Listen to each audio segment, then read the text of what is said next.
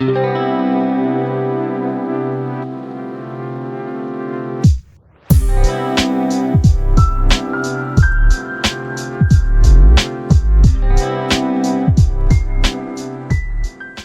gente, sejam bem-vindos ao meu canal, meu nome é Arieska Meurer e eu vim falar sobre livros. A resenha de hoje vai ser sobre esse livro, O Professor, da Charlotte Brontë. Eu já havia mostrado esse livro aqui no canal antes, primeiro naquele vídeo de book haul da Black Friday e depois no vídeo de metas de leituras para 2024. No vídeo de book haul, quem já assistiu talvez vai se lembrar que eu comentei que eu demorei quase um ano para conseguir comprar esse livro. Eu tenho, o plano de ler as 7 obras das irmãs Brontë, são 4 livros da Charlotte, 2 da Anne e 1 da Emily. Com esse daqui é o 5º livro delas que eu estou lendo, ficam faltando então 2, um da Charlotte e um da Anne. Agora, eu tenho todos os livros das irmãs Brontë na minha estante, mas O Professor foi o último livro que faltava para eu completar essa coleção, porque eu queria que fosse uma edição que eu achasse bonita, uma edição que eu gostasse. E aqui no Brasil, eu só encontrei 2 editoras que têm versões de O Professor, que é essa daqui da Martin Claret e um outro da Príncipes, que eu não tinha gostado muito da editoração, então eu fiquei namorando, eu queria esse daqui mesmo. É uma edição com corte bem bonito, a capa, a edição dela é bem caprichada. Eu já falei que eu sou suspeita para falar das edições da Martin Claret, porque eu sou fã de carteirinha dessa editora. Só que a questão era que eu achava essa uma edição cara, apesar do capricho, de quão bonita ela é, ainda assim eu achei ela meio carinha. Então eu tenho o costume, de colocar o livro na wishlist lá da Amazon e ficar por um tempo acompanhando os preços.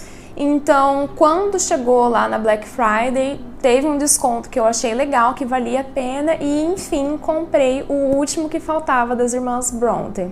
Mas enfim, falei, vamos à sinopse. Essa obra conta a história do William Crimsworth, que é um rapaz órfão de pais, que tem um irmão mais velho, mas que ele perdeu o contato com esse irmão no decorrer dos anos, que cresceu ali em um internato, foi educado nesse sistema em que ele morava no colégio, e era bancado por 2 tios por parte de mãe. Por uma desavença familiar, assim que ele atinge a vida adulta e se forma no colégio, ele decide cortar os vínculos com esses 2 tios dele e ele decide se mudar para aquela cidade que o irmão mais velho dele está vivendo, que ele ouviu falar que está se dando bem, para ver se o irmão dele consegue arrumar para ele algum emprego, indicar para algum cargo vago em alguma dessas empresas, porque essa cidade que ele se muda é uma cidade predominantemente fabril e comercial. Só que a vida dele no comércio não dá certo, a relação com o irmão dele é lamentável e ele precisa se mudar novamente,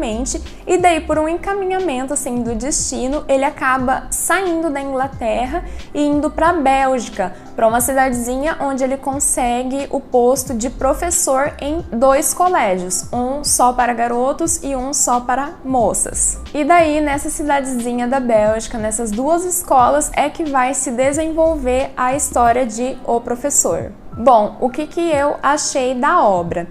Ela não é a minha favorita da Charlotte, porque convenhamos que é uma posição difícil de ser comparada com Jane Eyre, que é a obra-prima da autora.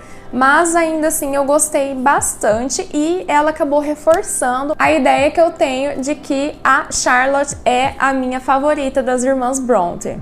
É uma obra que segue bem essa característica da autora de escrever muitas situações que às vezes a gente não acha que sejam importantes, todos os pensamentos, as atitudes dos personagens. A história é contada em primeira pessoa pelo próprio William Crimsworth, que começa escrevendo uma carta para um amigo dele, contando o que aconteceu com ele após se formar no colégio, E após a finalização dessa carta, ele continua contando pra gente, leitores, o que aconteceu a partir daí. O professor é um homem com bases protestantes bem fortes, a base religiosa dele é muito importante na vida dele, então ele dá muita importância para as virtudes e ele deseja conquistar uma riqueza unicamente a partir dos seus esforços. Ele não deseja que lhe façam favores, ele não aceita nada que ele acredite que ele não mereça e ele quer que cada tostão seu seja conquistado a partir do suor do seu trabalho. Nesse quesito, a base religiosa dele formou algo que eu achei muito bonito, assim, muito digno, porque ele realmente é um homem honrado, esforçado, disciplinado, ele realmente se dedica muito no trabalho dele. Mas teve uma coisa nesse personagem que me causou um certo estranhamento e que em alguns momentos assim até me deixaram um pouco desconfortável, que é a forma que ele fala abertamente sobre o que ele pensa das alunas dele. Então assim, se ele vê algum defeito que ele acredita, algum defeito físico, ela é muito magricela, ou ela é gordinha rechonchuda, ou ela é muito alta, ou ela é muito baixinha, ou mesmo nos traços morais, porque ela é ignorante, porque eu não gosto da forma que ela pensa e tudo mais. Enfim, ele fala abertamente daquilo que ele acha como defeito nessas alunas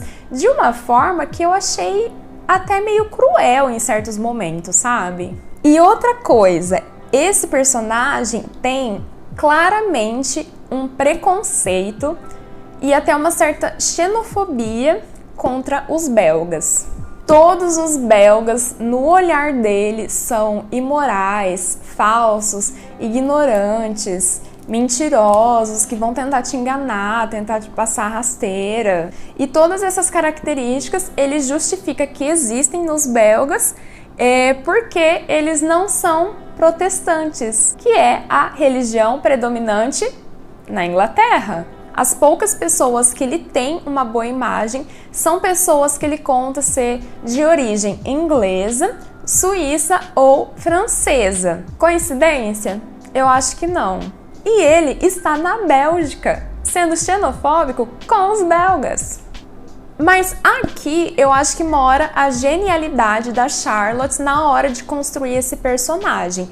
Porque apesar de todos os esforços dele em busca das virtudes, ele é ainda imperfeito como todos nós. Ele não é aquele personagem prontinho para ser um herói, redondinho assim na questão da moral. Ele tem as suas virtudes e ele tem os seus defeitos.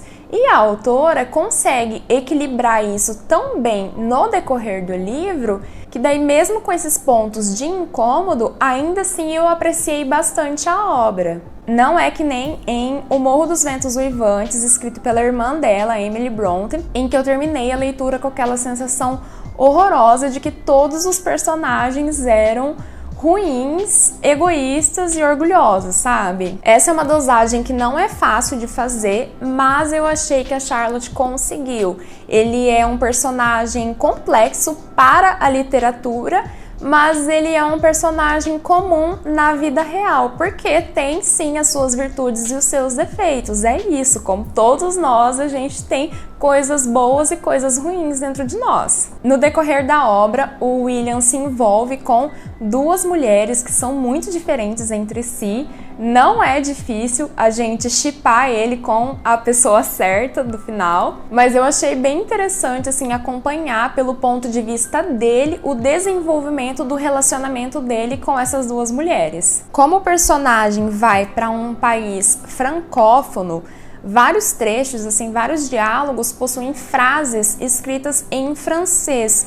E daí, no final aqui da obra, fica reunido, tem um compilado das traduções de cada capítulo, de cada frase em francês em cada capítulo. Isso acontece por uma solicitação direta da própria Charlotte Bronte na época que ela fez as primeiras publicações, porque ela gostaria que os seus leitores se sentissem assim na mesma situação incômoda da dificuldade de comunicação com esses estrangeiros. Então ela pediu que os trechos em francês fossem mantidos em francês, não fossem traduzidos, e que, se fosse necessário, somente ao final da obra seria incluída essas traduções. Isso acontece não somente em O Professor, mas eu observei também em Villette e em Jane Eyre, que também tem personagens em frases em francês. E uma coisa bem legal sobre essa edição também é isso daqui, ó. Ela traz Emma, que foi um manuscrito inacabado da Charlotte Brontë, foi a última obra que ela trabalhou em vida, ela não conseguiu finalizar porque ela faleceu, assim, enquanto ela trabalhava nele. Então é um trecho bem curtinho, é bem no final da obra, mas eu achei legal para você conhecer um trabalho que ela estava desenvolvendo ali, que seria publicado caso ela não tivesse falecido, né? Mas não confundam com Emma da Jane Austen, que são diferentes autoras, diferentes épocas, diferentes histórias. Mas então é isso, pessoal. Esse foi o vídeo de hoje. Muito obrigada por ter ficado até aqui. Se você gosta de conteúdo de literatura, por favor, curta esse vídeo e sinta-se à vontade para se inscrever no canal. Sugestões são sempre bem-vindas. Tenha um lindo dia e ótimas leituras. Tchau!